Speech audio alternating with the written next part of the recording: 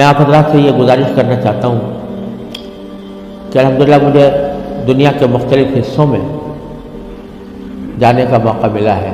دنیا کے 6 بر اعظم میں سے کوئی بر اعظم ایسا نہیں ہے جہاں میں حاضر نہ ہوا ہوں، اور خاص طور سے ان ممالک میں جہاں مسلمان اقلیت میں ہیں، وہاں کے حالات کو دیکھنے کا بھی اتفاق ہوا ہے، وہاں کے مسلمان بھائیوں اور بہنوں سے خطاب کا بھی موقع ملا ہے، ان کے مسائل سے بھی فی الجملہ الحمدللہ واقفیت حاصل ہوئی ہے۔ لیکن اس تمام تجربے اور مشاہدے کے نتیجے میں جو بات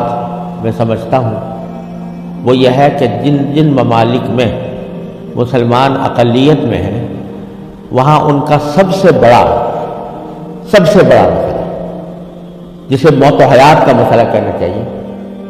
وہ اپنے نئی نسل اور بچوں کی تعلیم و تربیت کا مسئلہ ہے۔ اس سے بڑا کوئی اور مسئلہ نہیں۔ اور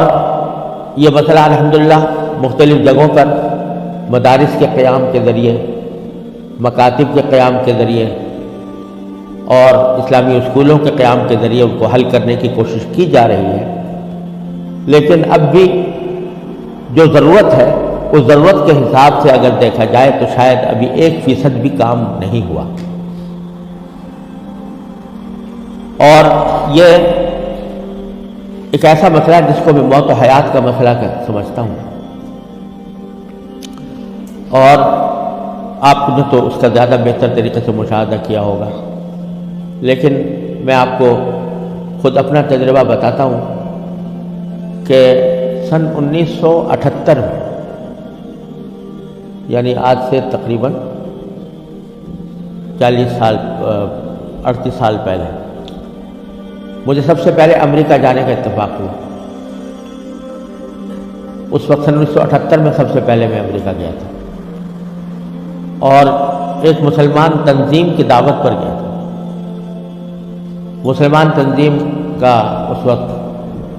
بہت سی مسلمان تنظیموں کا ایک وفاق تھا جس نے ہمیں دعوت دی تھی۔ تو جب میں اس تنظیم میں پہنچا اور اس کا سالانہ کنونشن تھا، اس میں حاضری ہوئی، تو سب سے پہلے تو میں یہ دیکھ کر حیران رہ گیا کہ جب شام کو دعوت کا اہتمام کیا گیا تو اس میں کہیں دور دور حاضرین کے اندر اسلام اور دین کا کوئی شائبہ نظر نہیں آتا۔ خواتین اور نوجوان لڑکیاں وہ مردوں کے ساتھ اور نیم برہنہ لباس میں بیٹھی ہوئی تھی، اور پھر اعلان یہ کیا گیا کہ اگر کسی کو حلال کو کھانا کھانا ہو تو مچھلی استعمال کریں، جس کا مطلب یہ تھا کہ کھانے میں حلال کا بھی کوئی فکر نہیں تھی۔ وہاں بیٹھنا مشکل ہو گیا، ہم لوگ کہیں الگ چلے گئے۔ اس کے بعد معلوم ہوا کہ رقص و سرود کی زبردست محفل منعقد ہوئی۔ ایک بوٹنگ کا پروگرام تھا، اس بوٹنگ کے پروگرام میں سارا جو پروگرام تھا وہ رقص و سرود کی محفل میں گم ہو کر رہ گیا۔ یہ سارے نظارے دیکھنے کے بعد جب مسلمان تنظیم جس نے دعوت دی تھی اس کے سربراہ سے میں نے شکوہ کیا کہ بھائی آپ انہیں یہ مسلمان تنظیم ہے اور اس میں کہیں دور دور بھی کوئی شائبہ دین کا نظر نہیں آتا، تو آپ کیا کرتے ہیں، کس وجہ سے آپ نے یہ اجتماع منعقد کیا ہے؟ تو وہ لبنانی تھے وہ صاحب جن سے میں نے شکوہ کیا، تو اس کے جواب میں ان کی آنکھوں میں آنسو آنے لگے اور کہنے لگے مولانا آپ صحیح کہتے ہیں، لیکن یہ وہ قوم ہے کہ جس کے بارے میں بس ہم اتنا چاہتے ہیں کہ یہ کم از کم اپنے آپ کو مسلمان کہتی رہے۔ یہ اگر ہم یہ سمجھتے ہیں کہ اگر یہ صرف اپنے آپ کو مسلمان کہتی رہے تو یہ بھی ہماری کامیابی ہے، ورنہ اس کو اسلام تک کوئی تعلق رہا نہیں۔ ان کے آباء و اجداد کھانے پینے کی تلاش میں،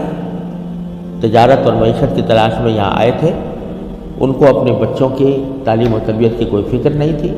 یہ اسی ماحول کے اندر پلے بڑے ہیں، اور اس کے نتیجے میں ان کو دور دور بھی کہیں ان کے اندر کوئی شائبہ دین کا نظر نہیں آتا، ہمارا کام صرف یہ ہے کہ ان کو اس بات پر جمع کر لیں کہ بھائی تم مسلمان ہو، اپنے آپ کو مسلمان کہتے رہو، ورنہ اسلام کی کوئی چیز ان کے اندر باقی نہیں رہے۔ یہ منظر میں نے 1978 میں اپنی آنکھوں سے دیکھا، اور یہ عبرت ہوئی کہ اگر مسلمانوں نے اپنے بچوں کو، اپنی نسلوں کو صحیح تعلیم و تربیت دینے کی طرف توجہ نہ دی تو اللہ بچائے یہ اس بات کی کا اندیشہ ہے کہ اللہ بچائے جو آنے والی نسلیں ہیں وہ اللہ بچائے مرتد نہ ہو جائے، اور اگر خدا نہ کرے ہماری اس بے توجہی اور غفلت کی وجہ سے ایسا ہوا کہ ہماری نئی نسلیں گمراہ ہوئیں، غلط راستے پر گئیں، تو اس کا وبال ہمارے اوپر،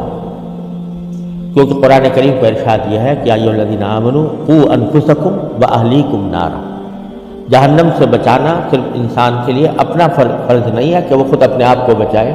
بلکہ اپنے گھر والوں کو بچانا بھی اس کی اپنی ذمہ داری۔ اور یہ بڑی شرم کی بات ہوگی کہ ہمارے آباء و اجداد نے ہمیں اللہ تعالیٰ کے فضل و کرم سے ایمان اور اسلام کی دولت ورثے میں عطا فرمائی، اور ہم اپنی اولاد کو اللہ بچائے غلط راستے کے اوپر ڈالنے کے ذمہ دار بنے۔ اس سے زیادہ شرم کی، اس سے زیادہ نقصان کی کوئی اور بات نہیں ہو سکتی۔ لہذا یہ مسئلہ جس اہمیت کے ساتھ توجہ کا محتاج ہے، اللہ تعالیٰ کا بڑا فضل و کرم ہے، اب حالات میں تبدیلی آ رہی ہے، خاص طور سے انگلینڈ میں اور امریکہ میں بھی اب بہت مسلمانوں کو اس طرف توجہ ہوئی ہے، ادارے قائم ہو رہے ہیں،